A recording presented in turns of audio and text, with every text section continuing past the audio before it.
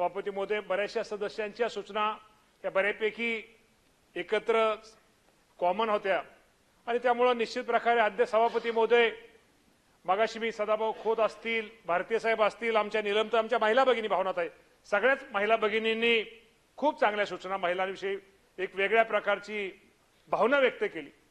सभापती महोदय, आपल्याला माहिती आहे की या राज्यामध्ये जे सरकार महायुतीचं सरकार काम करते, या राज्याचे मुख्यमंत्री देवेंद्र फडणवीस साहेब असतील, एकनाथजी शिंदे साहेब असतील, सुनेत्राबाई पवार असतील, कृषी मंत्री म्हणून आम्ही असेल,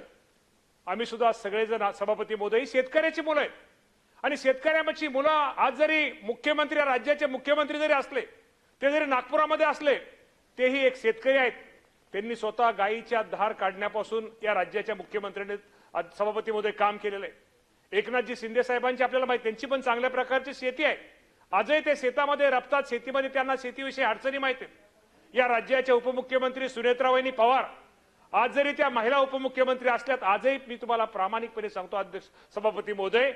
त्यांच्या घराची त्यांच्या शेतीची निश्चित प्रकारे पूर्वीपासून चावी ही सुनेत्राबाई पवार यांच्याकडे होती। त्यामुळे पोल्ट्री व्यवसाय असू द्या, दूध व्यवसाय असू द्या, शेती असू द्या, याविषयी किंवा तिथं राबणाऱ्या आमच्या महिला भगिनी असू द्या, यामध्ये निश्चित प्रकारे या सर्वच नेत्यांना आम्ही निश्चित प्रकारे आम्हाला सुद्धा त्यामध्ये काळजी आहे।